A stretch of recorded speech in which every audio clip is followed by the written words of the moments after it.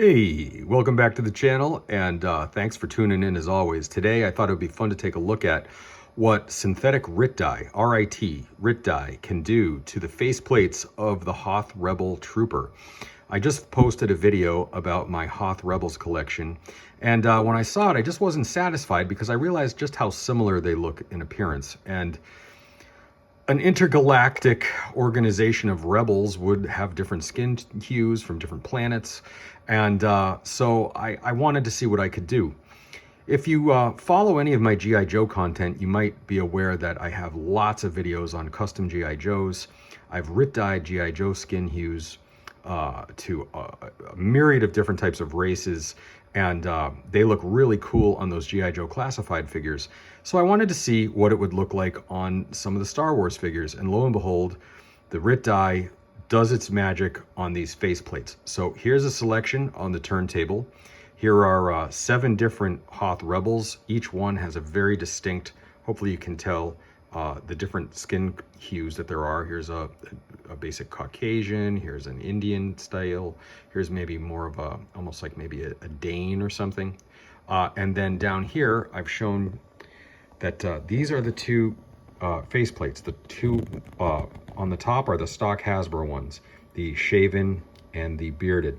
And then below each one, there are 2 examples of what the RIT dye can do. It's the same solution, just the RIT dye over a period of time darkens it. So the examples below are, the first one is at about 10 seconds in the RIT dye, and the other examples are about 1 minute in the RIT dye, and it just gets darker and darker and darker. So you can get anything in between. And so that's what I tried to do here.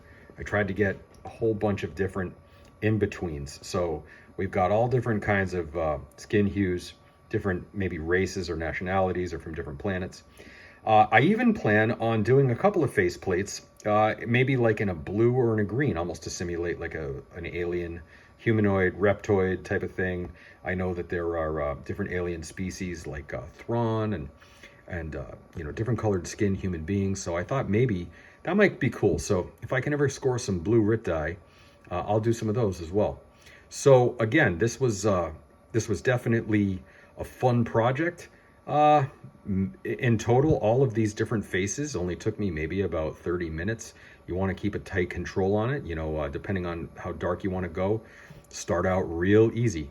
I have a lot of videos on how to RIT dye over in the G.I. Joe side of things. So if you're interested, you can follow any of those. I'll link the video to this one in the comments, so that way you can follow it over there if you'd like. Again, this is for anybody who wants to add a lot of variation into their army. Maybe you've got a rebel face peeking out. I know the Imperials aren't too big with faces peeking out, but the rebels usually have their face peeking out, and I thought this would be a really cool way to do it. If you do have arms, legs, neck pegs, etc., the RIT dye for Hasbro Black Series and Classified, they all really take to the RIT dye pretty well, pretty uniformly. So, you know, if you do want to do arms and legs on something else, make sure that you put them in at the same time and keep a tight control over them. You don't want to do the face and the arms separately because there'll be a variation. It just doesn't seem to come out the same way. So make sure you dunk all the pieces that you want the same color in at the same time. Kind of makes sense, but there you go. So again, here's the controls at the top. Here's some of the variation that you can get. And by the way, this shit is permanent. Like, they're not rubbing off. This stuff does not rub off. You cannot remove it. Once it's dyed, it permeates into the plastic. It is now in the first couple of layers of the, well, the dermal layers, the dermis of the figures, you might say. It is now pigmented. Also, the eyes, the lips, the beards, anything, the hair and things, that is not affected by the RIT dye. So those beards will stay the same color, the eyes will stay the same color.